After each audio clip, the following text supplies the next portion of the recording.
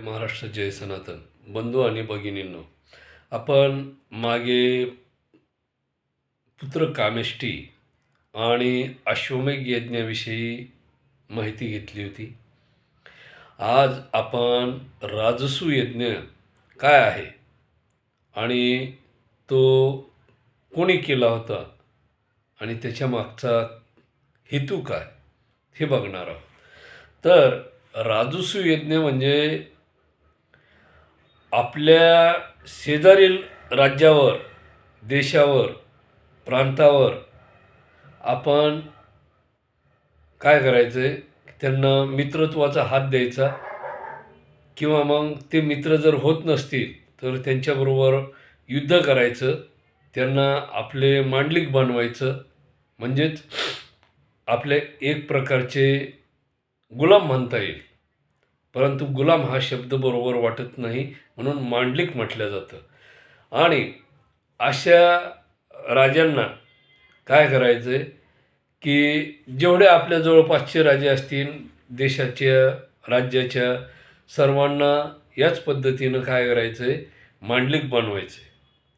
मग त्याच्यामध्ये जवळचे नातेवाईक जे असतील, सासरे, मेव्हणे, साले, दाजी, हे समजा सहकार्य करतील. पण एखादा साला नाहीच मानला, एखादा साला नाहीच मानला तर त्याच्याबरोबर युद्ध करावंच लागतं. जसं श्रीकृष्ण परमात्म्याने रुक्मिण्याबरोबर युद्ध केलं, म्हणजे माता रुक्मिणीचे बंधू, रुक्मिणी हे नाव त्यांचं, त्याच्याबरोबर शेवटी त्यांना युद्ध करावं लागलं. नाही ऐकायला लागल्यावर नाही इलाज असतो. आणि मग अशा अवस्थेमध्ये त्यांनी युद्ध करून आपल्या साल्याला काय केलं, परास्त केलं आणि माता रुक्मिणीबरोबर विवाह केला. आता हा भाग वेगळा झाला. आपण राजसूय यज्ञाबद्दल चर्चा करतोय. तर पूर्वीच्या काळामध्ये अशा अनेक प्रकारच्या राजे लोकांनी राजसूय यज्ञ केला होता. मग त्याच्यामध्ये महाराजा चक्रवर्ती सम्राट विक्रमादित्य असतील, जे उज्जैनचे महाराजे होते, किंवा कुमारगुप्त असतील, अशोक सम्राट असतील, अशा अनेक लोकांनी पूर्वीच्या काळामध्ये, जसं की आपण मागे बघितलं होतं, महाराणी प्रतिष्ठा नगरीतल्या पैठण, आजचं जे पैठण आहे त्या ठिकाणच्या महाराणी नागनिका यांनी सुद्धा राजसूय यज्ञ केल्याचा उल्लेख त्यांच्या इतिहासामध्ये आहे. दक्षिणेमध्ये काही चोल राजे होते, पांड्य राजे होते, चेल राजे होते, यांनी सुद्धा अशा प्रकारचे यज्ञ वगैरे केल्याचा उल्लेख आहे इतिहासामध्ये. आता तुम्ही वाचलं नाही तो भाग वेगळा, वाचायला पाहिजे. तुम्ही वाचन करा, मी सांगतोय म्हणून माझ्यावर विश्वास ठेवू नका. कारण इतिहास जोपर्यंत आपण आपला इतिहास समजून घेणार नाहीत तोपर्यंत आपल्याला आपला इतिहास कळणार नाही, आपल्या पूर्वजांनी काय केले हे कळणार नाही. आपण लोकांनी सांगितलेला रटलेला इतिहासच आपण समजून घेऊ. कोणाला महाराणी नागनिका यांचं नाव माहीत होतं 1000 वर्षापूर्वी? मागील 100 वर्षामध्ये नाही. कारण तो इतिहासच त्या काळातील लोकांनी मिटून टाकला ना.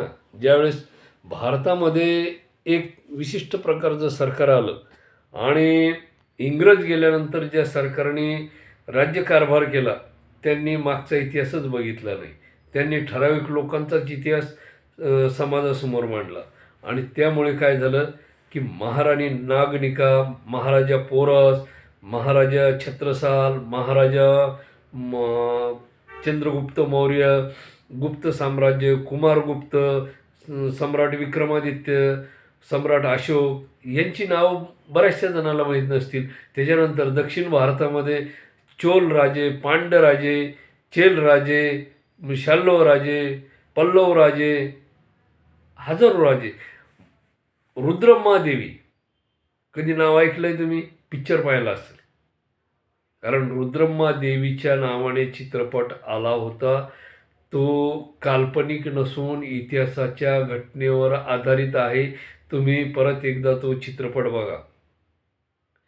किंवा राणी लक्ष्मीबाई असेल, झाशीची राणी लक्ष्मीबाई, त्याच्यानंतर महाराष्ट्राच्या कर्तबगार जिजाऊ साहेब आहेत, छत्रपती शिवाजी महाराज आहेत, धर्मवीर संभाजी महाराज आहेत, राजाराम महाराज आहेत, शाहू महाराज आहेत, त्याच्यानंतर महाराणी ताराबाई आहे, त्याच्यानंतर अहिल्याबाई होळकर आहे. अनेक राजे होऊन गेलेत, पण त्यांचा इतिहास आपल्यापर्यंत येऊच दिला नाही. त्याच्यानंतर राणोजी भोसले आहेत, छत्रपती शाहू महाराज आहेत. पण रंगवणाऱ्यांनी काही चित्र वेगळंच रंगवलं आणि इतिहास समाजासमोर वेगळ्या पद्धतीचा आणला. त्यामुळे काय झालं की आपल्याला आपलाच इतिहास माहीत, कारण समोर वेगळंच ताट वाढून आल्यानंतर आपण पुरणपोळी विसरून जातो आणि त्याच्यामध्ये पिझ्झा बर्गर, ते काय असतं, पिझ्झा बर्गर. आता संस्कृती काय असते हे एखाद्या दिवशी मी तुम्हाला सांगेन. परंतु आपल्या महाराष्ट्राची जी संस्कृती आहे, पुरणाची पोळी, वरण भात, सार, ज्याला आमटी म्हणतो, भजे बोंड, भजन बोंड वेगवेगळे जे सहज आल्हाद दातानं कुरून कुरून तोडले जाते ते भजे, आणि ज्याला तोडायची ताकद लागते दाताला त्याला बोंड म्हणतात. म्हणजे आमच्या गावंढळ भाषेत खेड्याकडचे ते असा भाग येतो. तर या असं जेवणाचं ताट. आता त्याच्यामध्ये पिझ्झा बर्गर आल्यावर आपल्या पूर्णाच्या पोळीला कोण पाहणार आहे? म्हणजे काय आहे, ताट वेगळं आल्यामुळं मागचा जो भाग आहे, आणि त्यातली त्यात तुम्हाला सांगतो मित्रांनो, चुलीवरची बाजरीची भाकरी, हिरव्या मिरच्याचा ठेचा, लसण अद्रक वगैरे काय जे असेल ते, जिरे मोहरी वगैरे टाकून त्याला तडका वगैरे दिलेला, हा हा, त्याची तर चवच आलं. ठेसा बनवल्यानंतर त्याला फोडणी द्यायची जिऱ्या मोहऱ्याची, काय अद्रक लसण वगैरे टाकून त्याला फोडणी द्यायची कशाला, त्या ठेश्याला.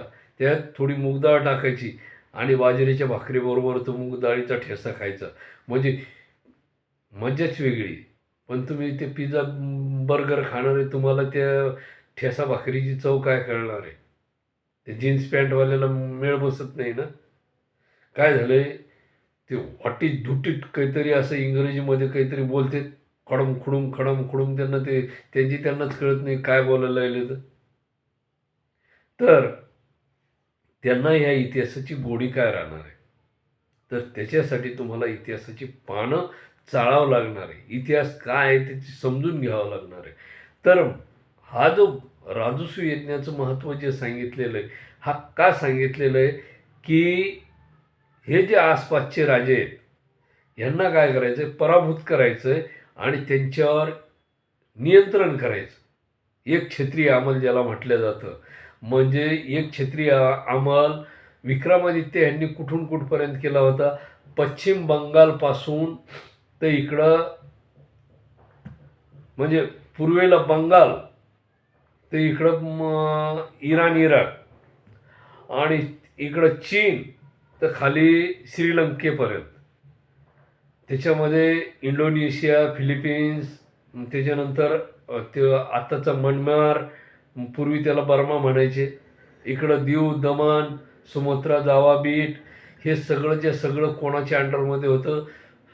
छत्रपती चक्रवर्ती सम्राट विक्रमादित्य यांच्या अधीन होतं. हे बाकीचे राजे त्यांच्या अधीन काम करायचे, एक छत्र सत्ता होती. त्याच्यानंतर अशोक सम्राट आले, जे अनेक राजे होऊन गेले, कुमारगुप्त असतील, महाराणी नागनिका यांनी, मी तुम्हाला मागच सांगितलं त्यांचा इतिहास कुठून कुठपर्यंत होता, तरी एकदा सांगायला हरकत नाही. त्यांनी तामिळनाडू, कर्नाटक, आंध्र, तेलंगणा, महाराष्ट्र, मध्य प्रदेश, उत्तर प्रदेशचा बराचसा भाग, इकडे पश्चिम बंगाल, बांगलादेश, त्याच्यानंतर इराण इराक या भागापर्यंत, फक्त त्यांनी जम्मू काश्मीरमध्ये प्रवेश नव्हता केला आणि चीनमध्ये प्रवेश नव्हता केला. म्हणजे एवढी सत्ता त्यांची प्रबळ होती. एक स्त्री असताना इतिहासातील सर्वात महान राणी, ज्यांनी विशेषतः वयाचे 53 वर्ष राज्य केलं, पती नसताना. 2 मुलाच्या बालपणामध्ये ती मुलं वेदश्री आणि श्रुतश्री ही 2 मुलं त्यांची त्यावेळेस बालक होती. 4-5 वर्षाची असतील किंवा 8-10 वर्षाची जे काय असतील, अज्ञान असताना त्यांनी हा राज्यकारभार मुलांच्या नावाने त्या प्रतिष्ठान नगरीची म्हणजे आजच्या पैठणची प्रतिनिधी म्हणून त्यांनी काम केलं. आणि ते करत असताना त्यांनी अश्वमेघ यज्ञ आणि राजसूय यज्ञ केलेला आहे. आता मी तुम्हाला तेच सांगतो की राजसूय यज्ञ करण्याचं महत्त्व काय, की ह्या जे लोक अंकित केलेले यांना काय करायचं आहे की आपलं शक्ती प्रदर्शन, त्यांचं काही सैन्य आपलं काही सैन्य एकत्रित करायचं, सर्व सैन्याला त्या ठिकाणी उभा करायचं आहे.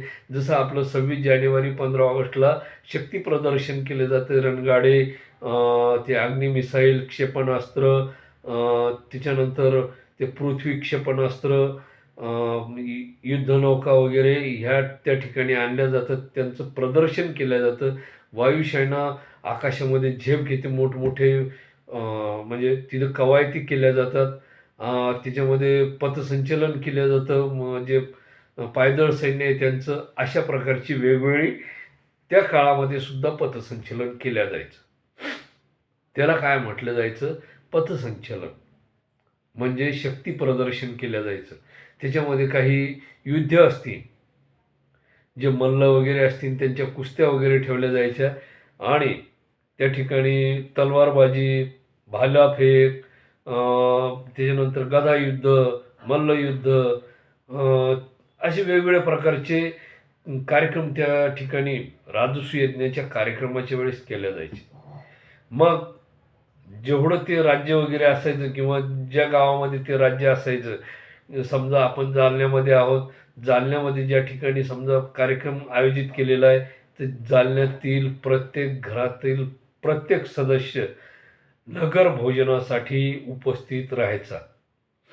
त्याला ते पूर्वीच्या काळामधला शब्द होता चुलबंद आवत्तन. आता हे खेड्यामध्ये प्रचलित शब्द आहे. हे जीन्स पॅन्टवाल्याला मेळ बसणार नाही. त्यांना म्हणा तुम्ही तुमच्या जे आजोबा आजी काका काकी आहेत त्यांना विचारा चूलबंद म्हणजे काय. चूलबंद म्हणजे घरात तुम्ही कुठल्याही गोष्टीला चूल पेटवायची नाही. चहा असो, नाश्ता असो, तुम्हाला ते पिझ्झा बर्गर वगैरे काय काय करायचं ते सगळं करण्यासाठी तुम्हाला चूल पेटवता येणार नाही, गॅस पेटवता येणार नाही. तुम्हाला कुठे यावं लागेल, ज्या ठिकाणी तो यज्ञाचा कार्यक्रम आहे त्या ठिकाणी. आणि त्या ठिकाणी सर्वच्या सर्व, मग तो काही ठिकाणी 4 दिवसाचा कार्यक्रम चालायचा, काही ठिकाणी 8 दिवसाचा कार्यक्रम चालायचा, काही ठिकाणी 15 दिवसाचा कार्यक्रम चालायचा. जवळचे राजाचे नातेवाईक, साले मेहुणे दाजी, साडू, खात्यात बसून लाडू, म्हणजे जे काय असतील ते. आणि मग असे सर्वचे सर्व नातेवाईकसुद्धा बोलवले जायचे. हे मांडलिक झालेले राजे यांनाही बोलवलं जायचं. प्रत्येकाला त्याच्या पदानुसार, त्याच्या राज्यानुसार त्याला त्या ठिकाणी सन्मान दिला जायचा. त्याला फेटा, पगडी, नारळ वगैरे जे काय असेल ते, किंवा मग शस्त्र दिलं जायचं, रत्नजडीत, त्याच्यामध्ये रत्न दिल्या जायची, वस्त्र दिल्या जायची सोन्याने मढवलेली, जे काय ज्या ज्या पद्धतीनं त्या काळामध्ये जसं असेल तसं. आणि हा झाला इसवी सन पूर्वचा महाराणी नागनिका यांनी केलेल्या राजसूय यज्ञाचा भाग. आता आपण पूर्वीच्या काळामध्ये श्रीकृष्ण परमात्म्यांनी ज्यावेळेस राजसूय यज्ञ केला, कोणासाठी? पांडवांसाठी. पांडवांनी काय केलंय की ज्यावेळेस कौरवांना हरवलं आणि इंद्रप्रस्थ म्हणजे आजची जी दिल्ली आहे, त्या दिल्लीच्या आसपासचा एरिया जो आहे तो इंद्रप्रस्थ म्हणून आज त्याचं संशोधन चालू आहे. माझ्या मते मागच्या महिन्यामध्ये त्या इंद्रप्रस्थ नगरीचं संशोधन सुरू असताना तिथं बऱ्याचशा अशा गोष्टी काही सापडल्यात, ज्या पूर्वीच्या काळामध्ये त्या मयासूर नावाच्या राक्षसांनी निर्माण केलेल्या होत्या. त्या इंद्रप्रस्थ नगरीमध्ये खास पांडवासाठी निर्माण केलेली ती नगरी आज म्हणजे 2001 पासून त्या नगरीचं संशोधन चालू होतं, पांडवाच्या राजधानीचं. आज मागच्या महिन्यामध्ये जवळपास तिथं बरंचसं संशोधन लागलेलं आहे आणि त्या ठिकाणी राजसू यज्ञ करण्यात आला. तर राजसू यज्ञ करण्यात आल्यानंतर जवळपास, आता त्या काळातला इतिहास बघा, मी सांगतोय म्हणून नाही, तुम्ही वाचन करा.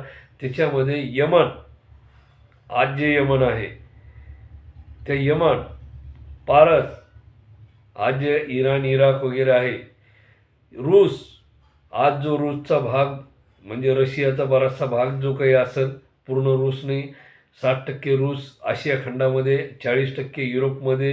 तुम्ही ते इतिहास आणि भूगोल दोन्ही बघा म्हणजे तुमच्या लक्षात येईल. चीनचे काही राजे, नेपाळचे काही राजे, यांना सर्वांना आमंत्रित करण्यात आलं होतं. आज जे आपण इंडोनेशिया, फिलिपिन्स, त्याच्यानंतर अफगाणिस्तान, पाकिस्तान, हे काही जे नावं ऐकतो, इराण इराक वगैरे, ह्या काळामध्ये हे सर्वच्या सर्व भारताचे संघराज्य होते आणि त्याच्यामध्ये तिथल्या राजे लोकांना आमंत्रित करण्यात आलं होतं पांडवामार्फत. आणि पांडवामार्फत आमंत्रित करून प्रत्येक राजाला त्या ठिकाणी त्यांच्या पदानुसार सन्मान करण्यात आला होता आणि त्या सन्मानानुसार त्यांना त्या ठिकाणी त्यांचे वस्त्र आभूषणं वगैरे, दागिने वगैरे सर्व काही देऊन त्यांचा सत्कार करण्यात आलेला आहे. म्हणजे त्या ठिकाणी ह्या राजसू यज्ञ करणाऱ्या राजाचं शक्ती प्रदर्शन, वैभव प्रदर्शन, त्याचं सामर्थ्य, त्याच्याकडे किती हत्ती आहेत, किती पायदळ आहे, किती घोडदळ आहे, याचं शक्ती प्रदर्शन त्या ठिकाणी केलं जायचं. जसं 17व्या शतकामध्ये जुलै महिन्याच्या 1774मध्ये छत्रपती शिवाजी महाराज यांनी ज्यावेळेस राज्याभिषेक केला, काय राज्याभिषेक, राजा म्हणतो मी, त्यावेळेस त्यांनी जे शक्ती प्रदर्शन केलं होतं, त्यावेळेस त्या ठिकाणी पोर्तुगीज, डच, फ्रेंच, ब्रिटिश, त्यानंतर पारसचे लोक, अरबस्तानचे लोक, हे सुद्धा त्या ठिकाणी कशाला हजर होते? राज्याभिषेकाच्या वेळेस. म्हणजे त्या ठिकाणी त्यांचं सामर्थ्य कळतं आणि हे सामर्थ्य कळण्यासाठी एक क्षत्रिय अंमल त्या ठिकाणी राहावं.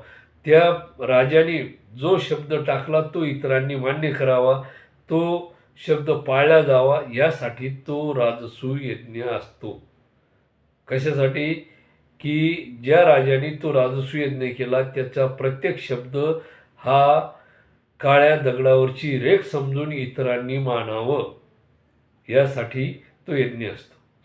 त्याचं सामर्थ्य त्या ठिकाणी दिसतं आणि म्हणूनच पूर्वीच्या काळापासून राजसूय यज्ञाचं महत्त्व भारतामध्ये अनन्यसाधारण आहे. मित्रांनो, तुम्हाला मी थोडक्यात उदाहरण सांगतो. आपल्या गावाकडे 12 गाव मिळून सप्ताह असतं. आता 12 गाव म्हणलं की तुमच्या लगेच डोक्यात उजेड पडला असेल. 12 गावचा सप्ताह.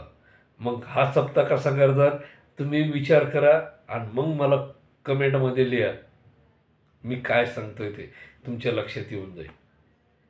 मग प्रत्येक गावातला गावकरी तिथं झटत असतो. ते 12 गावचे लोक तर झटतात, पण ज्या गावामध्ये कार्यक्रम असतो ते गावकरी लोक त्या ठिकाणचं वैभव, त्या ठिकाणचं त्यांचं सामर्थ्य, त्या ठिकाणची त्यांची शक्ती, आता बाकीचं सांगायचं कामच नाही, तुमच्या लक्षात आलंच असेल.